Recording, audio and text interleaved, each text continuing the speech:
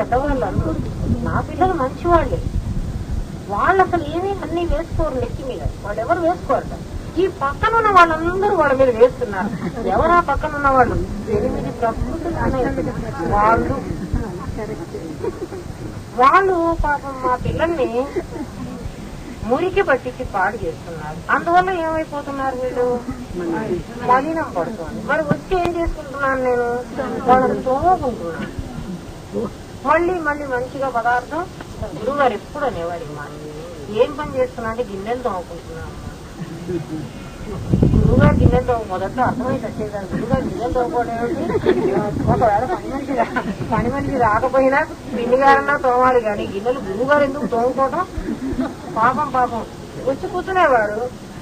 గురువుగారు కులాసాగా ఉన్నారు. ఏం కులాసా అమ్మా, ఇప్పుడే గిన్నెలన్నీ వచ్చి కూర్చుంటున్నారా? నిజంగా అర్థం అయ్యేది కాదు. వద్దు బుర్రా, ఏమీ ముక్క తిరిగేస్తారు. ఆయన ఈ విధంగా మాట్లాడేవాడు. నిజంగా అప్పుడప్పుడే వచ్చి చేతులు కొడుకుంటే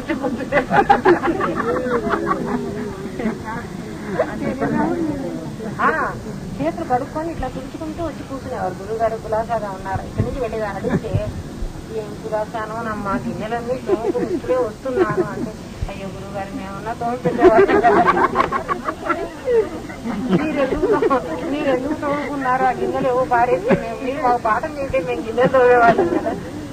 తెలిసేది కాదు. అమ్మ మీరు తోమేది కావు అవి, మీరు తోమాల్సి వచ్చినప్పుడు నేను చెబుతాను, అప్పుడు తోమను కానీ ఇదే అనేవారు. మీరు తోమేటప్పుడు నేను చెబుతాను, చాలా గిన్నెలు ఉంటే అప్పుడు మీకు అప్ప చెబుతాను, అప్పుడు తోమని. ఇప్పుడు మీరు తోమే గిన్నెలు కావు అంటే అవేమో గిన్నెలు. నేను అనుకునేదాన్ని, నిజంగా నేను మాత్రం అనుకునేదాన్ని, మా ఇళ్లలో వయసుదేవం అని చేస్తారు. వయసుదేవం అని చేస్తే వాళ్ళు ఎవరంటే వాళ్ళు వండితే భోజనం చేయరు, వాళ్ళు వండుకున్న గిన్నె కూడా వాళ్లే తోముకుంటారు. అట్లా వయసుదేవం అనే పదం మీరు ఎప్పుడు విని ఉండరు. అట్లా బ్రాహ్మణులలో అది చేస్తారు. అట్లా చేసినటువంటి వాళ్ళు వాళ్లే అన్నం వండు. ఆయన గాని ఆయన భార్య గాని వండాలి, తల్లి వండదు, ఇంకెవరు వండినా వాళ్ళు తిన్నారు. ఆ గిన్నెని వాళ్లే తోముకుంటారు. ఇప్పటికి కూడా మా ఇంట్లో గురప్పడని ఉంటారు చూడండి, ఎవరికైనా గురప్పడు ఉంటాడు. ఆ గురప్పడి కోసం వండిన పొంగలి వండినటువంటి గిన్నెని వాళ్లే తోముకుంటారు, పని మనిషి తోమని. అట్లా గురువు గారు తనకేమన్నా ఇటువంటి నియమాలు ఉన్నాయేమో అందుకని ఆయన తోముకుంటున్న తర్వాత ఎన్నేళ్లకి నాకు తెలిసింది గురువు గారు గిన్నెలు తోమే సంగతి. నాకు గిన్నెలు అప్పగించిన తర్వాత ఎంతవరకు తోమాలని చెప్పారంటే, గిన్నెని ముందు రజత పాత్ర చేసుకో, ముందు వెండి పాత్రగా మార్చుకోమన్నారు. ఎక్కువ మురికి పట్టదు, మా మూర్తి అనేది మురికి పడితే తప్ప అంత మురికి పట్టదు. తర్వాత నేను బంగారు గిన్నె చేసుకోమన్నారు. ఇంకా నీకు తోమాల్సిన పని ఉండదు.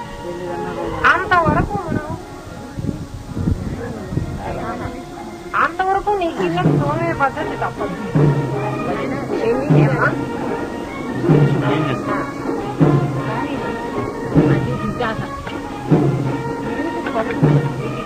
బంగారు గిన్నెలు చేసేసుకున్నారు అనుకోండి, గురువు గారికి తోమే పని తప్పించిన వాళ్ళు అవుతారు. మీరు గురువు గారికి చేయవలసినటువంటి ఏమిటి అంటే గురుదక్షిణ, మీ గిన్నెని తొందరగా బంగారంగా మార్చుకోండి. ఇదేమిటంటే ఇత్తడి బంగారం అయిపోతే మేము ఎప్పుడో సుఖపడేవాళ్ళం కదా, ఎప్పుడు బంగారంగా మారుతుంది గిన్నె అని అంటే, వరసు మీద ఏని ఒకటి ఉంది, అది తగిలితే ఇత్తడి ఏదైనా ఏ మెటల్ అయినా బంగారం అయిపోతుంది.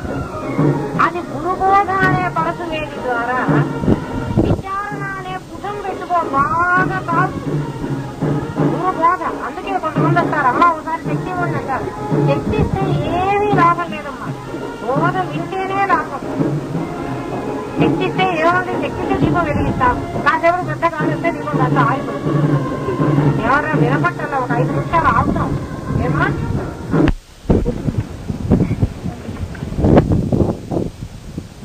తత్వం తెలిసినటువంటి వాడు ఇది ఒక దీర్ఘ స్వప్నం లాంటిదని ఎప్పుడైతే భావన చేయటం మొదలు పెట్టాడు, ఇప్పుడు మన భావనే అమ్మ మారాల్సింది. జరిగేవన్నీ ఇవే జరుగుతాయి. ఏమంటే ఆవిడకి ఆత్మ తెలుసు కదా, ఆవిడ కూడా ఎందుకు ఇట్లా చేసింది అంటే, ఆత్మ తెలిసిన వాడు అన్నం తిట్టలేదా, నిద్రపోవటం లేదా, ఏ పని మానుకుంటున్నాడు, అన్నీ చేస్తున్నాడు. వాటి మీద భావన మార్చుకుంటున్నాడు. వాటి మీద ఉండేటువంటి మమకారాన్ని అహంకారాన్ని వదులుకుంటున్నాడు. అంతేగాని ఇది చెయ్యక్కర్లేదు. ఎవరో అన్నారు, మన వేదాంతానికి ఒక అమ్మాయి వచ్చేది. ఆ అమ్మాయి, నువ్వు ఆ వేదాంతానికి పోతున్నావు, ఇంకా నీకు పెళ్లి కాదని చెప్పారు. వేదాంతానికి పోతే పెళ్లి కాకపోవడం కాదు, పిల్లలు కూడా పుడుతున్నారు, చూస్తున్నారు కదా మీరు. ఎవరికి పిల్లలు పుట్టలేదు, ఎవరికి పెళ్లి కాలేదు అంటే తెలియని వాళ్ళు ఎవరు. వేదాంతానికి వెళితే ఈ పని చేయకూడదు అనేటువంటిది లేదమ్మా. ఈ చేస్తూ ఉన్నదంతా దేహం, దేహం దాని కర్మ అది చేస్తూ ఉంటుంది. దాని కర్మల వల్లే మనకు రాగద్వేషాలు, మనసులో బాధలు, దుఃఖమోహాలు పెరుగుతూ ఉన్నాయి. ద్వంద్వాలన్నీ, దుఃఖాలు, అహంకార మమకారాలు, రాగద్వేషాలు ఇవన్నీ కలగకుండా నీవుగా ఉంటూ నామరాకు మీద నీటి బొట్టులాగా అవన్నీ వ్యవహారం చేస్తున్నా నిన్నవి అంటకుండా ఏ పని మానుకోమని ఏ గురువు చెప్పడు అసలు. వాటి మీద మమకారం పెంచుకోవాలి, వాటి మీద బంధం పెంచుకోవాలి. అట్లా పెంచుకోకుండా ఉండాలంటే దీన్ని నువ్వు స్వప్నంగా చూడటం నువ్వు నేర్చుకోవాలి, కళలాగా చూడటం నువ్వు నేర్చుకోవాలి. కళను చూస్తున్నావు కదా, స్వప్నంలో ఉన్న పదార్థాలని ఎలాగైతే మనం చూస్తూ ఉన్న సమయంలో స్వప్నం అని గ్రహించలేమో, కళ కంటూ ఉన్నవాడు నిజంగా చూస్తున్నాడన్నమాట కళని. ఆ సమయంలో వాడికి చూస్తున్నానని తెలియదు, తానే ఆ కళలో ఒక భాగమైనట్టుగా భావన చేస్తాడు, అందుకనే కళలో యోగిస్తాడు. అది అజ్ఞాన దశ. తెలిసినటువంటి వాడికి, ఇది కళ అని తెలిసిన వాడికి ఏ విధంగా అయితే కళ వాడిని బాధించదు, అదే విధంగా ఈ జగత్తంతా కూడా స్వప్నవత్ అని తెలిసినటువంటి వాడిని ఈ పదార్థమైనటువంటి ఏవి కూడాను వాడిని ఏమీ బాధించవు. తెలివి వచ్చినప్పుడు అవి అసత్యమై స్వప్నముగా భాషించను. అట్లే గురుబోధ వలన కలిగిన తెలివికే జగత్ పదార్థములు అసత్యములై తోచును. నువ్వెందుకు గురుబోధ వినాలి అంటే, నాకు శక్తి ఇచ్చారు, సమాధి వచ్చింది, చాలు మా ఇంట్లో నేను కూర్చుని నేను అన్ని సాధించుకుంటానంటే అలా సాధించుకుండే శక్తి నీకుంటే గురువే అవసరం లేదు. అది సాధించుకోవటం ఇంపాసిబుల్. గురువు శక్తి ఇవ్వాలి, గురువు బోధ చెయ్యాలి, నీకు కలిగేటువంటి. ఎందుకంటే దేవుడు అంత తొందరగా అంగీకరించడు తల్లి. వాడు ఎన్నో రకాలైనటువంటి ప్రశ్నలు నిన్నేస్తూ ఉంటాడు. వాటన్నిటికీ గురువు దగ్గర నుంచి నీకు సమాధానం రాకపోతే వాడు సాటిస్ఫై అవడు. వాడు అవ్వకపోతే నేను ధ్యానం చేయనీయడు. వాడు ధ్యానం చేయనీయకపోతే నీకు సరైనటువంటి స్థితి నీకు అందదు. నువ్వు ఈ జగత్తును స్వప్నవత్తు చూడలేవు. అందుకని గురుబోధ అనేటువంటి జ్ఞానం ద్వారా ఈ మల విక్షేపాలన్నీ నువ్వు పోగొట్టుకుని, అజ్ఞాన ఆవరణ విక్షేపం అనేటువంటి ఈ మూడింటిని నువ్వు పోగొట్టుకుని ఎలా పోగొట్టుకోవాలి? 1 కర్మ, 2 ఉపాసన, 3 జ్ఞానం. ఈ 3 నీకు కావాలన్నారు. చెప్తున్నది జ్ఞానం చెబుతూ, ఒరే నాయన ఈ జగత్తంతా కూడా విద్య రాయిదంతా, అబద్ధం రాయిదంతా, సత్యం కాదురా, నీకెవడూ లేడురా, వీళ్ళందరూ ఉన్నట్టుగా కనబడుతున్నారా అని చెప్తూనే, నాయన నువ్వు పెళ్లి చేసుకో, నువ్వు కూడా వృత్తులు చెయ్యి, నువ్వు కూడా డబ్బు సంపాదించుకో, నువ్వు నీ భార్య బిడ్డల్ని పోషించుకో, నీ కర్తవ్యాన్ని నెరవేరుస్తూ నువ్వు జ్ఞానం వైపు ఉండు, నీకు ఇది ఆటంకం కాదు అని గురువు చెబుతాడు. సద్గురువు అయిన వాడు అదే చెప్పాలి. నా దగ్గరికి ఒకసారి ఒక పిల్లవాడు వచ్చాడు, చక్కగా చదువుకుని మంచి మార్కులతో పాస్ అయిపోయింది. ఏదో బ్యాంక్ లో ఉద్యోగం కూడా వాడికి వచ్చేసింది. ఆ సమయంలో భూమానంద భారతి ఉపన్యాసం వెంట సంభవించింది ఆ పిల్లవాడు. అంతకుముందు వాళ్ళ తల్లిదండ్రులు ఏదో మన దగ్గరికి వస్తూ ఉండేవాళ్ళు. ఆ అలవాటు ప్రకారం ఆ పిల్లవాడు, మీరు ఎవరికి చెప్పాలంటే ఒక మాట చెబుతాను. ఏమిటి ఆయన, భూమానంద భారతి గారితో నేను సన్యాస దీక్ష తీసుకోవాలనుకుంటున్నాను, నేను వెళ్ళిపోవాలనుకుంటున్నాను. ఎందుకు నాయన, ఇంకా ఈ ప్రపంచం అంతా అనవసరం అని నాకు తోచింది, నేను సన్యాసిస్తాను. నేను సన్యాసించిన తర్వాత మా తల్లిదండ్రులకు తెలిసినా పర్వాలేదు, సన్యాసం పుచ్చుకోక్కర్లేదు. ఎందుకంటే కర్మ ఉంది, మనకి వాసన ఉంది, జ్ఞానం ఉంది. ఈ 3 ద్వారా మోక్షం పొందేటువంటి మార్గం మన పెద్దలు ఎప్పుడో మనకు బోధించారు. తాత్కాలికంగా ఏదో ఉపన్యాసం వినంగానే సన్యాసం పుచ్చుకోవాలని వచ్చావు, అటువంటి పనులు చేయొద్దన్న. చక్కగా పెళ్లి చేసుకున్నాడు, కొడుకుని కన్నాడు, 2-3 పిల్లల్ని కూడా కన్నాడు. పిల్లవాడు ఉద్యోగం చేసుకున్నాడు, వాడు బాగున్నాడు. ఎప్పుడు కూడా సద్గురువైన వాడు నువ్వు సన్యసించమని చెప్పడు. అయితే కొంతమంది సన్యసించమని చెబుతారు. ఎవరు అంటే, వాళ్ళ తర్వాత వాళ్ళ మఠానికి ఒక అధిపతిని వాడు నిలబెట్టి పోవాలి. సన్యాసులకు కొడుకులు ఉండరు కాబట్టి ఒకటి దగ్గరికి తీసుకుని వాడిని ఆ పీఠానికి అధిపతిని చేసి వాడిని ట్రైనింగ్ ఇచ్చి పెట్టిపోతారు. అంతేగాని సన్యాసులు కూడా అందరినీ సన్యాసం పుచ్చుకోండి అని చెప్పరు. అసలు సన్యాసం పుచ్చుకోమని శాస్త్రమే చెప్పలేదు. ఏం చెప్పాడు నాయన, నువ్వు జ్ఞానాన్ని పొందు, ముందు నువ్వు ఆత్మను తెలుసుకోవాలి. మొట్టమొదటి నువ్వు చేయాల్సిన పని ఏమిటి? ముందు నువ్వు దేహం కాదని ఆత్మను తెలుసుకో, ఆ తర్వాత కర్మ చెయ్యి. ఎందుకంటే జ్ఞానం కలిగిన తర్వాత నేను కర్మ వదలమని కర్మభ్రష్టుడు కాకూడదు. మళ్ళీ కర్మభ్రష్టుడైతే ఏమవుతుందో తెలుసా? ఈశ్వర కార్యాన్ని మనం ఉల్లంఘించిన వాళ్ళం అవుతాం. అది కూడా మహాపాపమే. ఈశ్వరుడు నిన్ను ఈ కార్యం చేయడం కోసం నీకు ఈ దేహం ఇచ్చి ఈ పనులు చేయమని నిన్ను పంపించాడు.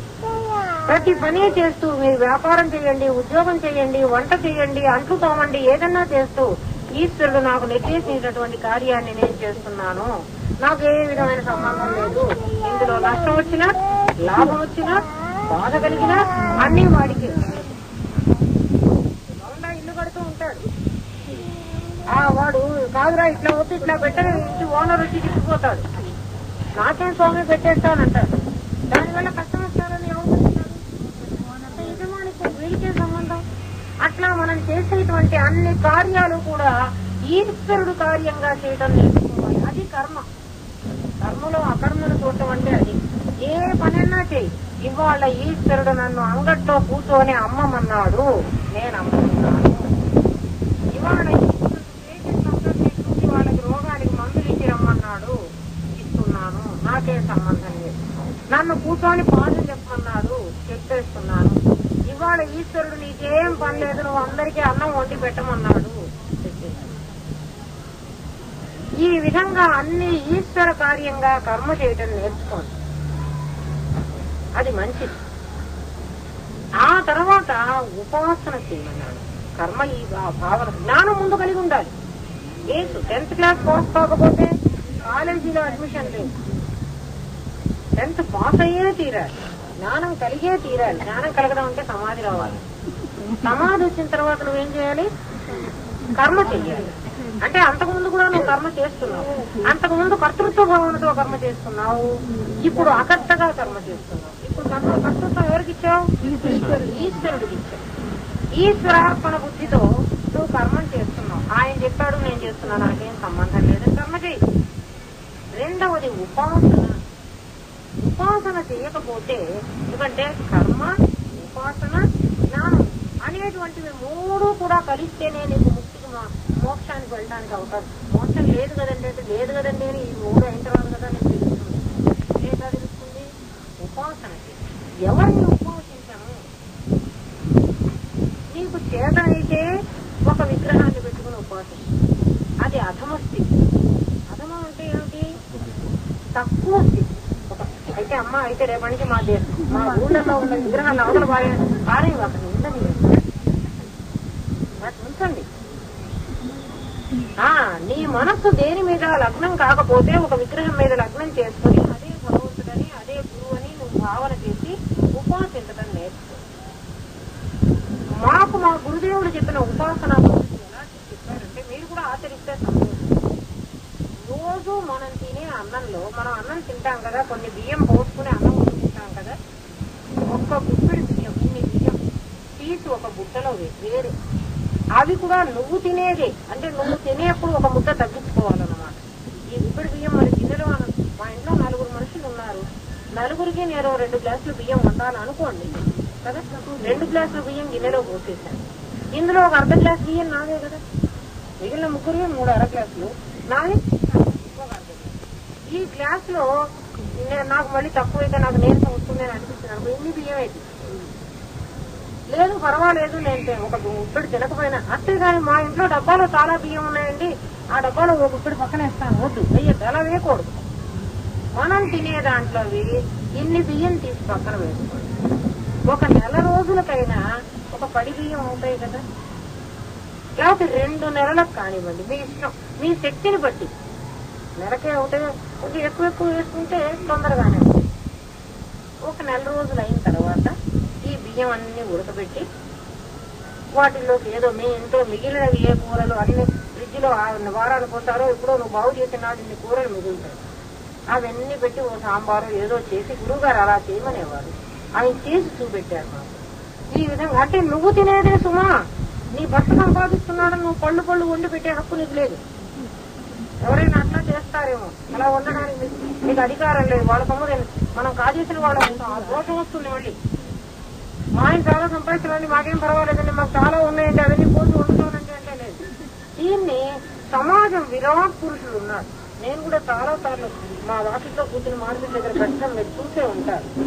ఆ వండి ఒక బేసిన్ లో పోసేసి ఈ అన్నం ఈ సాంబారు అన్ని తలా కాస్త ఆకులు ఇచ్చి వచ్చిన వాళ్ళు ఎవరు వస్తే వాళ్లే పరమాత్మ స్వరూపులని. సో నేను విగ్రహానికి పూజ చేసి ఒట్టి నైవేద్యం పెట్టడం నీకు తెలుసు. ఎందుకంటే వాడు తినడు కదా, అది మనమే తింటాం. అట్లా కాకుండా తినేవాడికి ఈ విధంగా ఉపాసన సమాజ పురుషుణ్ణి అదే పేదవాళ్ళకి ఎందుకు పెట్టమన్నాడంటే, మన వాళ్ళనే పిలిచి పెడతాం అనుకో, రేపు మళ్ళీ వాళ్ళు మళ్ళీ పిలిచి పెడతారు, చెల్లుకు చెల్లు అయిపోతుంది, లాభం లేదు. అట్లా పెట్టమన్నారు. అది ఉపాసన, సమాజ పురుషుడు ఉపాధి. ఒకవేళ అన్నం పెట్టే కాలంలో ఎవరికి ఏ రకమైన సహాయం చేస్తున్నా, ఎవరికి ఏ విధమైనటువంటి ఉపకారం మన వల్ల జరుగుతున్నా అదంతా ఈశ్వరుడు నా చేత ఉపాసన చేయిస్తున్నాడు అన్న భావన.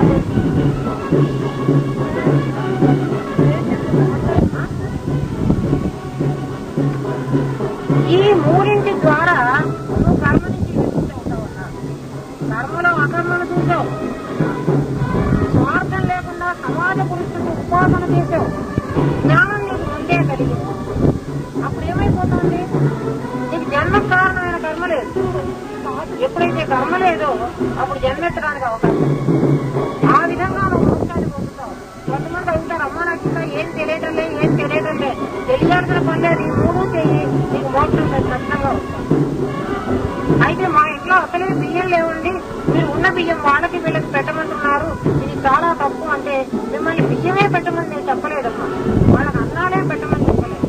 ఎవరికి శక్తున్న సహాయం మాట ద్వారా సహాయం చేయగలవు, మాట సాయం. ఎవరికైనా వాళ్ళ ఇంట్లో పెళ్లి అయితే నీ రెక్కల సహాయం చేయగలవు, ఆ సహాయం ఏమ్మా. అట్లా నీకేది నువ్వు చేయగలుగుతావో ఫలాపేక్ష రహితంగా ఇంకోటి కావాలి రిటర్న్ కోరుకోకుండా ఆ సహాయం చేయడం లేదు. అక్కడికంతా చెప్పుకున్నాం. ఈసారి చెప్తాను. 29వ పేజీ గుర్తు పెట్టుకోండి.